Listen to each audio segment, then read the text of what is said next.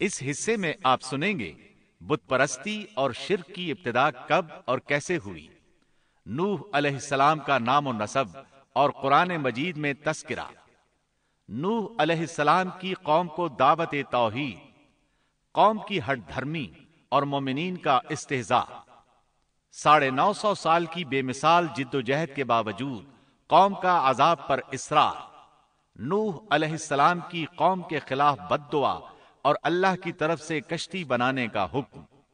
نوح علیہ السلام کا بیٹے سے مکالمہ اور بیٹے کی غرقابی، نوح علیہ السلام اور ان کی قوم کو شکرانے کا حکم،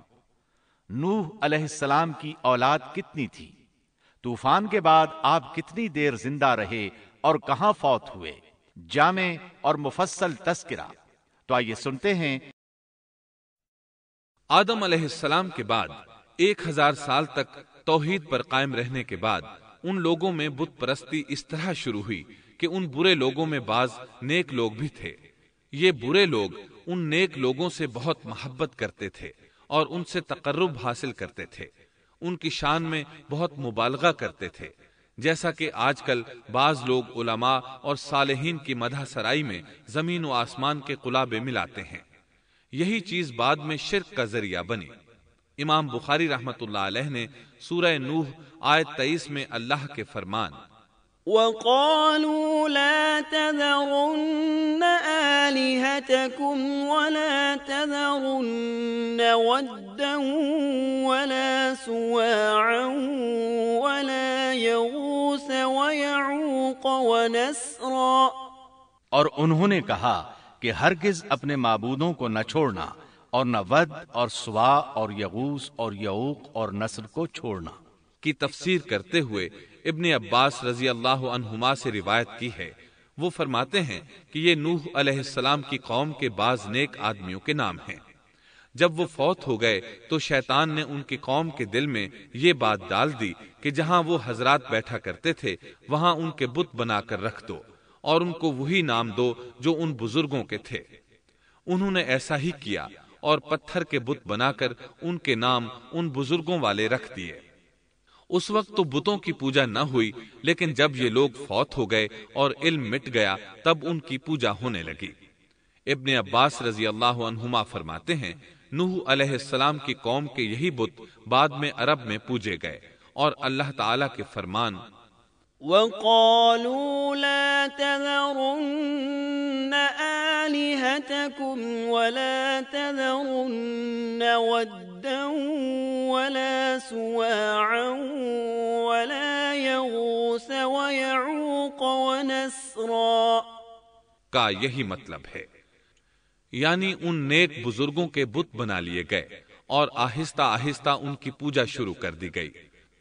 اور سب لوگوں نے ایک اللہ کی عبادت سے انکار کر دیا۔ نوح علیہ السلام اکیلے اس دنیا میں موحد اور توحید پرست باقی رہ گئے۔ نوح علیہ السلام کا نسب کچھ یوں ہے: نوح بن لامک بن متو شلح بن ادریس۔ اس طرح ادریس علیہ السلام ان کے پردادا ہوئے۔ اس وقت لوگوں کی عمریں بہت طویل ہوتی تھیں، اس لیے ہم کہہ سکتے ہیں کہ ادریس علیہ السلام کئی 100 سال زندہ رہے اور نوح علیہ السلام 1000 سال سے بھی زیادہ عرصہ زندہ رہے۔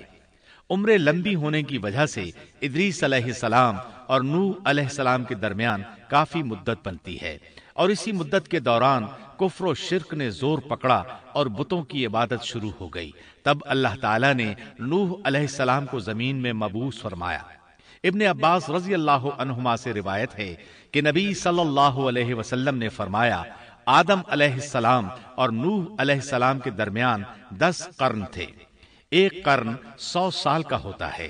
آدم علیہ السلام کے 1000 سال بعد تک لوگ توحید پر قائم رہے، پھر آہستہ آہستہ شیطان نے انہیں شرک کے راستے پر ڈال دیا، شرک عام ہو گیا، ایک اللہ کی عبادت بالکل ختم ہو کر رہ گئی۔ تب اللہ نے نوح علیہ السلام کو مبعوث فرمایا، انہوں نے اللہ کی طرف دعوت دی، انہوں نے بہت مشقت اٹھائی، جیسا کہ سورہ نوح میں اللہ فرماتے ہیں، بسم اللہ الرحمن الرحیم، انا ارسلنا نوحا الى قومه أن أنذر قومك من قبل أن يأتيهم عذاب أليم قال يا قوم إني لكم نذير مبين أن اعبدوا الله واتقوه وأطيعون يغفر لكم من ذنوبكم ويؤخركم إلى أجل مسمى إن أجل الله إذا جاء لا يؤخر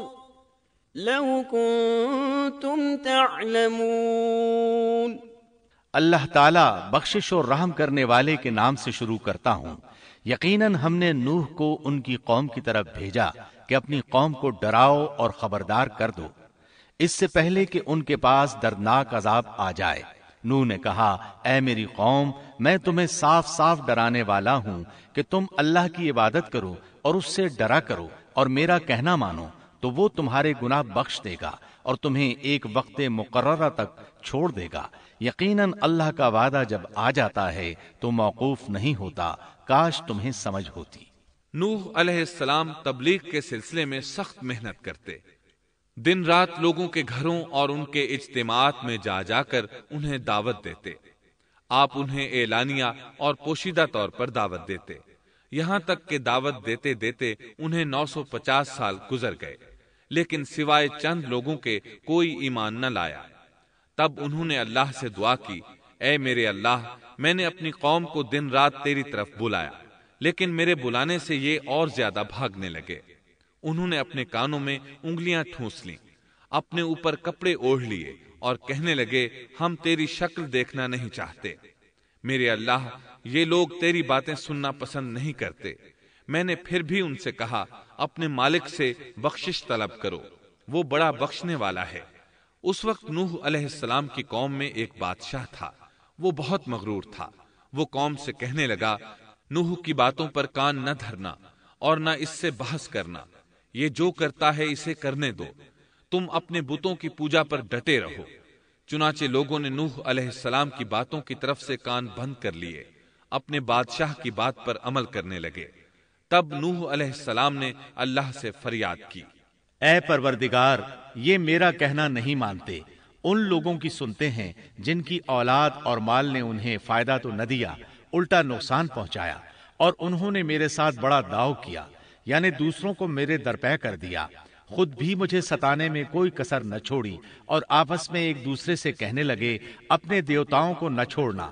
نہ ود اور نہ سوا اور نہ یغوث اور نہ یعوق اور نہ نصر کو چھوڑنا۔ ان لوگوں نے بہت سے لوگوں کو گمراہ کر ڈالا، اور پروردگار تو ایسا کر کہ یہ ظالم اور زیادہ گمراہ ہو۔ اس طرح نوح علیہ السلام نے 950 سال دن رات لوگوں کو اللہ کی طرف بلایا، لیکن اتنے طویل عرصہ میں صرف 80 کے قریب لوگ مسلمان ہوئے، اور ان ایمانداروں کی اکثریت فقراء، مساکین، ناتواں اور غلام قسم کے لوگوں پر مشتمل تھی، جن کی معاشرے میں کوئی حیثیت نہیں ہوتی۔ مشکل سے 10 ایماندار ایسے ہوں گے جو شرف و جاہ کے مالک ہوں گے۔ چنانچہ نوح علیہ السلام کے مغرور سرداروں نے جب اس صورتحال کو دیکھا تو اکٹھے ہو کر نوح علیہ السلام کے پاس آئے اور کہنے لگے اے نوح ہم چاہتے ہیں تیری باتیں سنیں اور لوگوں کو بھی تیری باتیں سننے کی ترغیب دیں اور سب تجھ پر ایمان لے آئیں، لیکن اس سے پہلے ہماری ایک شرط ہے، یہ کہ آپ کے حلقے میں جو یہ ذلیل اور حقیر لوگ آ گئے ہیں انہیں دھکے دے کر اپنے پاس سے نکال دے، اس لیے کہ ہم اپنی قوم کے سردار، چودھری اور مقام و مرتبے والے لوگ ہیں، اس لیے ہم ان فقیر لوگوں کے پاس نہیں بیٹھ سکتے۔ اگر آپ انہیں نکال دیتے ہیں تو ہم ایمان لے آئیں گے۔ اللہ تعالیٰ نے نوح علیہ السلام کی قوم کے ان سرداروں کی تردید سورہ ہود آیات 27 تا 31 میں کی ہے۔ اللہ تعالیٰ فرماتے ہیں فقال الملأ الذين كفروا من قومه ما نراك إلا بشرا مثلنا وما نراك اتبعك إلا الذين هم أراذلنا بادي الرأي وما نرى لكم علينا من فضل بل نظنكم كاذبين قال يا قوم أرأيتم إن كنت على بينة من ربي وآتاني رحمة من عنده فعميت عليكم أنلزمكموها وأنتم لها كارهون۔ کافر سردار نوح سے کہنے لگے ہم تو یہی دیکھتے ہیں کہ تو ہماری طرح ایک آدمی ہے اور یہ بھی دیکھتے ہیں کہ صرف ان لوگوں نے تیری پیروی کی ہے جو ہم میں رذیل ہیں، وہ بھی اوپر کی عقل سے، اور ہم تو تمہیں کسی بات میں اپنے سے زیادہ نہیں پاتے بلکہ تمہیں جھوٹا خیال کرتے ہیں۔ نوح نے کہا اے سردارو بتلاؤ تو صحیح، اگر میں اپنے رب کی طرف سے جو دلیل آئی ہے اس پر قائم ہوا اور اس نے اپنی مہربانی سے مجھے سرفراز کیا اور تم سے وہ چھپی رہی تو کیا زبردستی میں اسے تمہارے سر منڈ دوں گا حالانکہ تم اس سے بیزار ہو۔ وَيَا قَوْمِ لَا أَسْأَلُكُمْ عَلَيْهِ مَالًا إِنْ أَجْرِيَ إِلَّا عَلَى اللَّهِ وَمَا أَنَا بِطَارِدِ الَّذِينَ آمَنُوا إِنَّهُمْ مُلَاقُو رَبِّهِمْ وَلَكِنِّي أَرَاكُمْ قَوْمًا تَجْهَلُونَ وَيَا قَوْمِ مَنْ يَنصُرُنِي مِنَ اللَّهِ إِن طَرَدتُّهُمْ أَفَلَا تَذَكَّرُونَ وَلَا أَقُولُ لَكُمْ عِندِي خَزَائِنُ اللَّهِ وَلَا أَعْلَمُ الْغَيْبَ وَلَا أَقُولُ لَكُمْ إِنِّي مَلَكٌ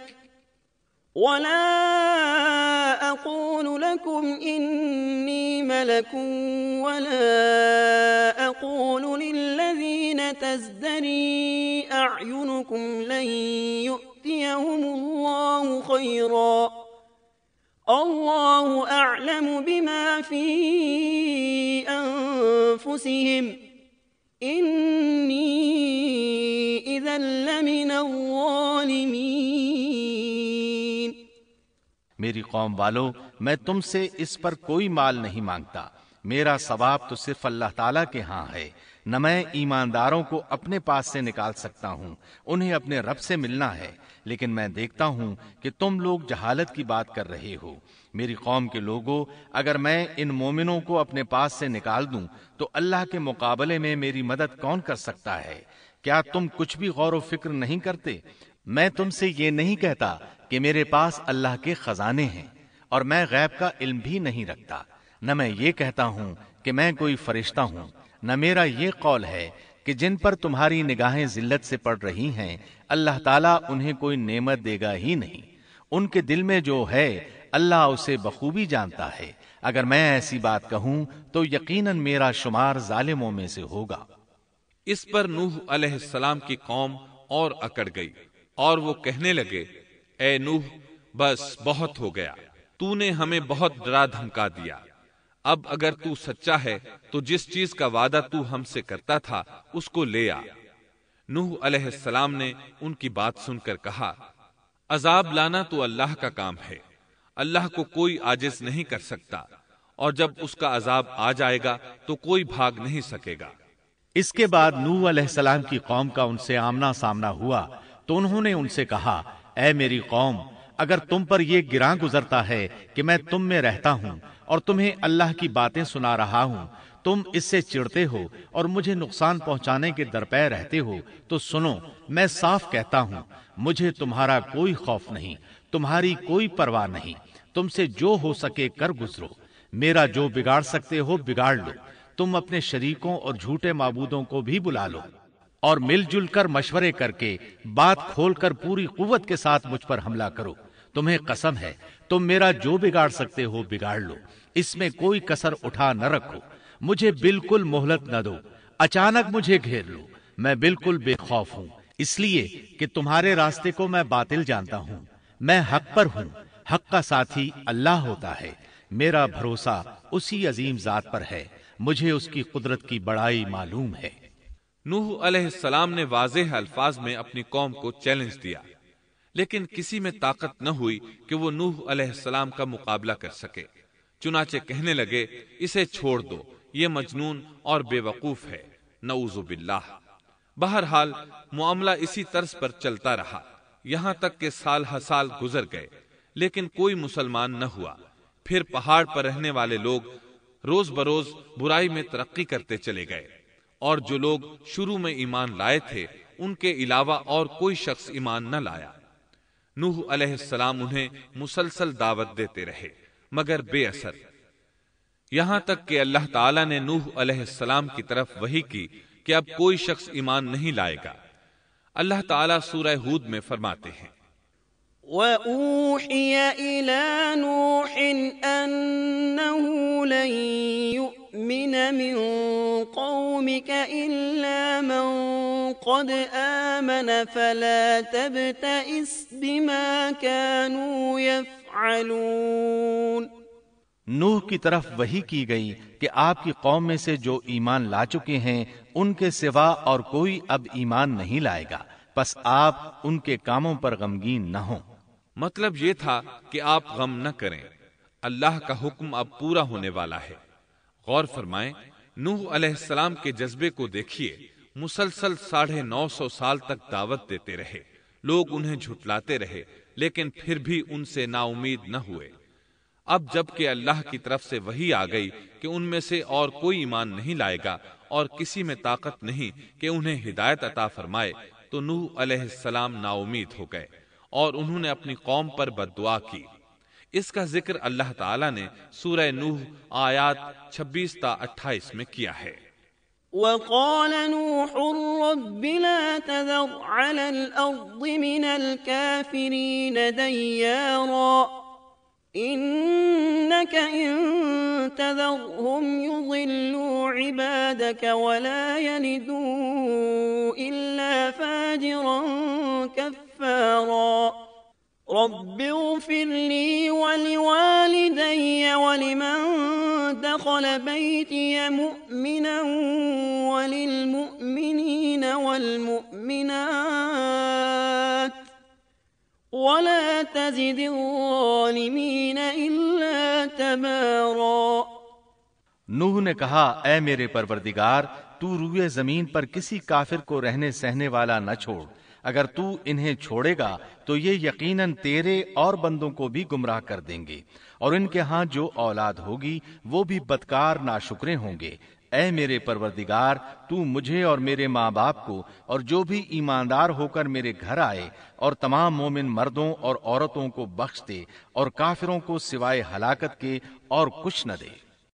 اللہ تعالیٰ فرماتے ہیں کہ جب نوح علیہ السلام نے ہمیں مدد کے لیے پکارا تو پھر ہم نے اس کی مدد کی اور اسے ایک بڑی کشتی بنانے کی وحی کی، لیکن نوح علیہ السلام نہیں جانتے تھے کہ وہ اتنی بڑی کشتی کیسے بنائے، اور نہ ہی وہ بڑھئی تھے کہ اس کام سے واقف ہوتے۔ اس لیے اللہ تعالیٰ نے ان کی طرف یہ وحی کی کہ ہماری آنکھوں کے سامنے اور ہماری وحی کے مطابق ایک کشتی تیار کرو۔ اللہ نے وحی کے ذریعے ان کی رہنمائی کی کہ وہ اس طرح کریں، اور مزید تعلیم کے لیے جبرائیل علیہ السلام کو بھیج دیا۔ وہ انہیں بتلاتے گئے کہ اس طرح کشتی تیار کرو۔ نوح علیہ السلام ایک پہاڑ پر رہتے تھے، ان کے ارد گرد درخت نہیں تھے، نہ پانی تھا، چنانچہ انہوں نے بہت سے درخت اگائے، پھر ان کو کاٹا اور پہاڑ پر بیٹھ کر کشتی تیار کرتے رہے۔ آپ بڑے بڑے تختے بناتے اور لوہا لاتے اور ان سے کیل تیار کرتے، پھر ان کیلوں کو تختوں میں ٹھوکتے، آپس میں ان تختوں کو ملاتے، یہاں تک کہ ایک بہت بڑی مضبوط اور دیو ہیکل کشتی تیار ہو گئی۔ ایک روایت کے مطابق نوح علیہ السلام نے اس کو 100 سال میں تیار کیا۔ یہ تھی وہ کشتی جسے نوح علیہ السلام نے اللہ کی ہدایت کے مطابق تیار کیا تھا۔